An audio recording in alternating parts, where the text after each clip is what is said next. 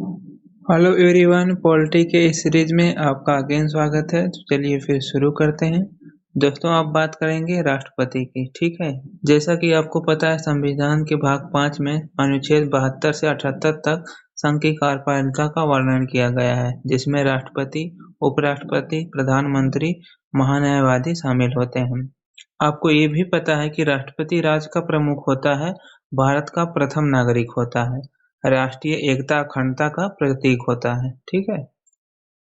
राष्ट्रपति के निर्वाचन की बात करें तो जैसे जनता प्रत्यक्ष रूप से इनको चुनती नहीं है, बल्कि निर्वाचन मंडल के सदस्य इनको चुनते हैं। संसद के दोनों सदनों के निर्वाचित सदस्य, राज्य विधानसभा के निर्वाचित सदस्य, केंद्र शासित प्रदेशों दिल्ली व पुदुचेरी विधानसभाओं के निर्वाचित सदस्य इनके निर्वाचन में भाग लेते हैं।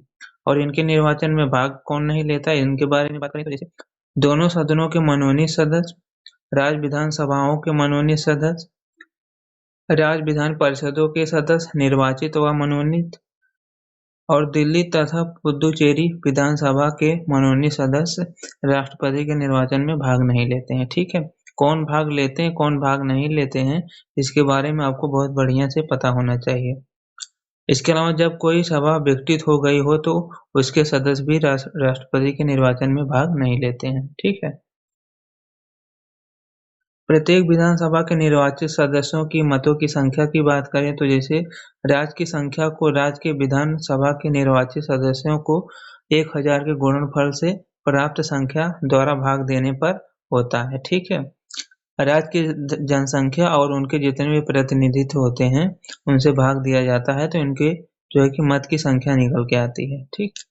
जैसे कि आपको पता है, मैं प्री के लिए पढ़ा रहा हूँ, तो यहाँ पे डिस्कस करना ज़्यादा सही नहीं है, आपको पता होगा। ठीक है।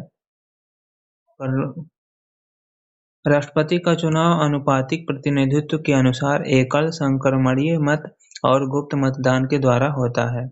निर्वाचक मंडल के प्रत्येक सदस्य को केवल एक मत पत्र दिया जाता है। मतदाता को मतदान करते समय उम्मीदवारों के नाम के आगे अपने वरीयता देनी होती है, जैसे 1, 2, 3 या 4 आदि अंकित करनी होती है। ठीक है, अपने अनुसार। राष्ट्रपति चुनाव से संबंधित सभी विवादों की जांच फैसला उच्चतम न्यायालय के द्वारा होता है। ठीक है। और इनका जो है निर्णय जो है अंतिम होता है। ठीक है। इनके ऊपर कोई नहीं होता है और इनको चुनौती नहीं दी जा सकती है। इसके अलावा राष्ट्रपति की क्या योग्यता होनी चाहिए चुनाव लड़ने के लिए, तो वह भारत का नागरिक हो, उसकी आयु 35 वर्ष हो, लोकसभा का सदस्य निर्वाचन होने के लिए योग्य हो, वह संघ सरकार में अथवा किसी राज्य सरकार में सार्वजनिक प्राधिकरण में लाभ के पद पर न हो। वर्तमान में राष्ट्रपति, उपराष्ट्रपति, राज्यपाल, राज्यमंत्री किसी लाभ के पद पर नहीं माना गया है इनको। यहाँ भी क्वेश्चन बन सकता है, आपको याद रखना चाहिए किसको लाभ के पद पर नहीं माना गया है। इसके अलावा राष्ट्रपति के चुनाव के लिए नामांकन की बात करें तो कम से कम 50 प्रस्तावक और 50 अनुमोदक होने चाहिए। प्रत्येक उम्मीदवार को भारतीय रिजर्व बैंक में 15,000 जमानत राशि के रूप में जमा करना पड़ेगा। उम्मीदवार कुल डाले गए मतों का 1/6 भाग प्राप्त करने में असमर्थ रहता है तो उसकी राशि जो है जब्त हो जाती है। ठीक है। इसके अलावा 1997 से पूर्व प्रस्तावक और अनुमोदक की संख्या 10-10 होती थी और जमानत राशि 2500 होती थी। ठीक है। बढ़ाया इसलिए गया क्योंकि थोड़ा चुनाव में गंभीरता है, कोई भी यूं खड़ा ना हो जाए राष्ट्रपति का चुनाव लड़ने के लिए। राष्ट्रपति द्वारा शपथ प्रतिज्ञा, जैसे कि वह शपथ लेता है, श्रद्धापूर्ण राष्ट्रपति पद का पालन करूंगा, संविधान विधि संरक्षण और प्रतिरक्षण करूंगा, भारत की जनता की सेवा व कल्याण करूंगा। ठीक है। इनको उच्चतम न्यायालय के मुख्य न्यायाधीश या उनकी अनुपस्थिति में वरिष्ठ न्यायाधीश राष्ट्रपति को शपथ दिलाते हैं। राष्ट्रपति के पद के लिए शर्तें क्या हैं? वह संसद के किसी भी सदन अथवा राज्य विधायिका का सदस्य नहीं होना चाहिए। यदि वो है तो त्यागपत्र देना होगा। वह कोई लाभ के पद पर ना हो, हमने पहले भी पढ़ा इसको। निधन के बाद उनकी पत्नी या पति को पेंशन मिलती है। राष्ट्रपति को मिलने वाली पेंशन से आधी होती है। इसके अलावा आवास, फोन सुविधा, चिकित्सा सुविधा, यात्रा सुविधा व 20,000 रुपये प्रतिमाह इनको खर्च दिया जाता है। इसके अलावा अपने कार्यकाल के दौरान आपराधिक कार्रवाई से इनको मुक्ति है। इसके अलावा ना ही इनको जेल भेजा जा सकता है। लेकिन ऐसा करने के लिए 2 माह पहले नोटिस देने के बाद भी निजी कार्यों के लिए इन पर महाभियोग चलाया जा सकता है। इसके अलावा महाभियोग और इनकी पदावधि कब तक रहेगी, तो इनको 5 साल के लिए चुना जाता है। कार्य अवधि के दौरान किसी भी समय उपराष्ट्रपति को त्यागपत्र दे सकते हैं और इन्हें कार्यकाल पूरा होने से पूर्व महाभियोग चलाकर हटाया जा सकता है। वहीं राष्ट्रपति पे महाभियोग की बात करें तो संविधान का उल्लंघन करने पर इन्हें महाभियोग चलाकर हटाया जा सकता है, लेकिन महाभियोग संविधान में कहीं भी परिभाषित नहीं है। महाभियोग संसद के किसी भी सदन में प्रारंभ किया जा सकता है, पर सदन के 1/4 सदस्य जिस सदन ने आरोप लगाया है के हस्ताक्षर होने चाहिए। इसके अलावा राष्ट्रपति को 14 दिन पहले नोटिस दिया जाना चाहिए। महाभियोग का प्रस्ताव 2/3 बहुमत से पारित होना चाहिए। फिर इसके बाद दूसरे सदन में भेजा जाता है, जिसे इन आरोपों की जांच करना होता है। इसके अलावा राष्ट्रपति को अपना प्रतिनिधित्व करने का भी अधिकार होता है। दूसरा सदन इन आरोपों को सही पाता है तो महाभियोग के प्रस्ताव को 2/3 बहुमत से पारित करता है। फिर इसके बाद राष्ट्रपति को अपने पद से हटना पड़ता है। संसद के दोनों सदनों के नामित सदस्य जिन्होंने राष्ट्रपति के चुनाव में भाग नहीं लिया था, इस महाभियोग में भाग ले सकते हैं।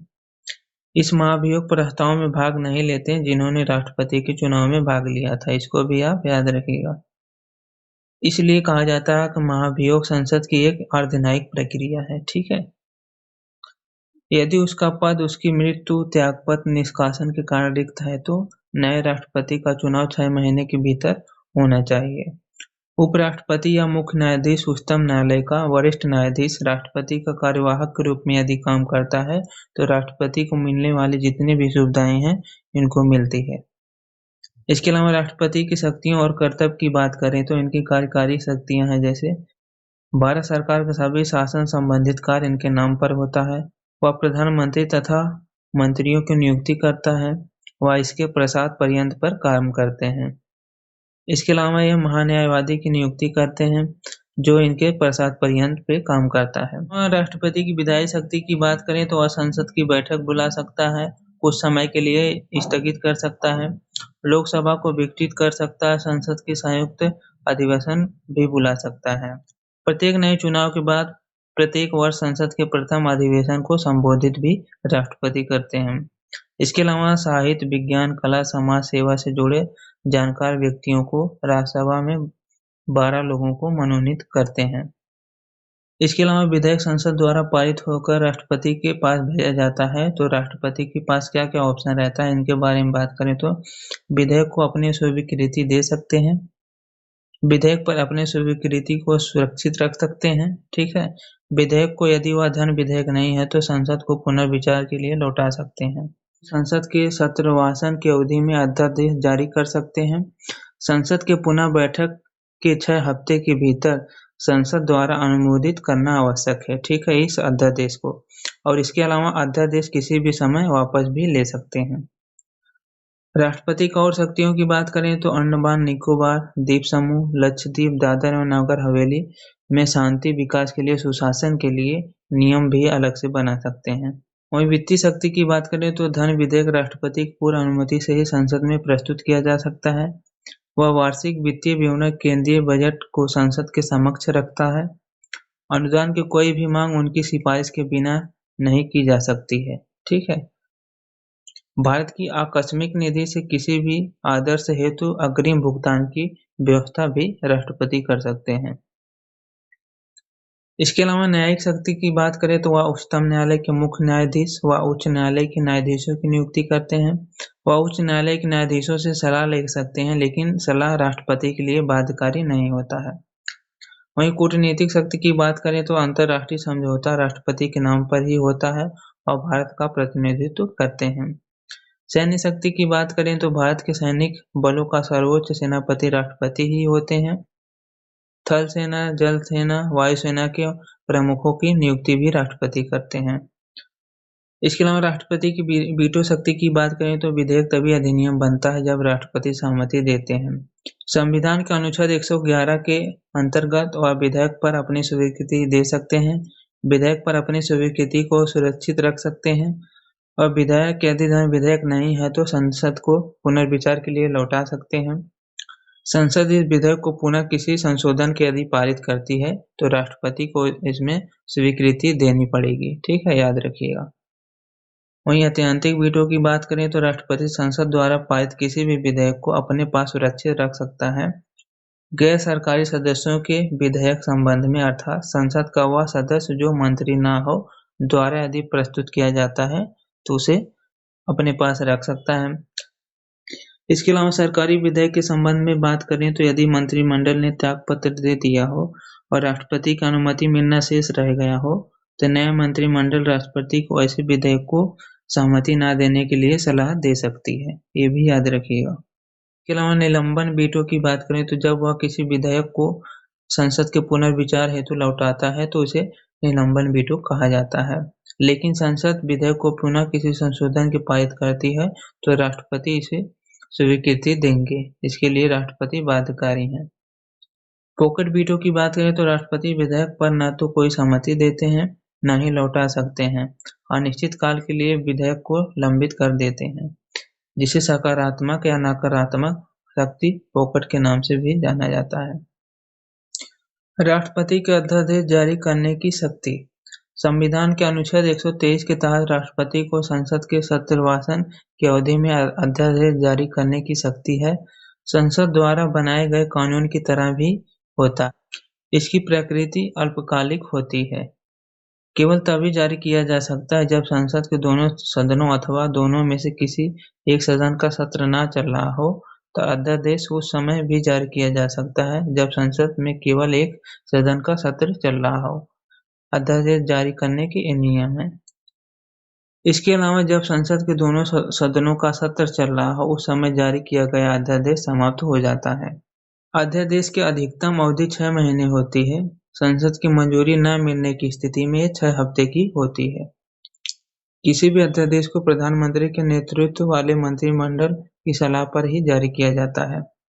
संविधान संशोधन हेतु अध्यादेश जारी नहीं किया जा सकता, इसको भी आपको याद रखना चाहिए, बहुत ही इम्पोर्टेंट है।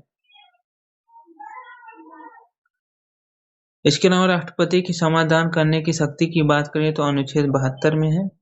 क्षमा की बात करें तो इसमें दंड को और बंदीकरण को हटा लिया जाता है, दोषी को पूरी तरह से मुक्त कर दिया जाता है। लघुकरण की बात करें तो दंड के स्वरूप को बदलकर कम करना अर्थात मृत्युदंड की जगह कठोर कारावास में परिवर्तित कर देना।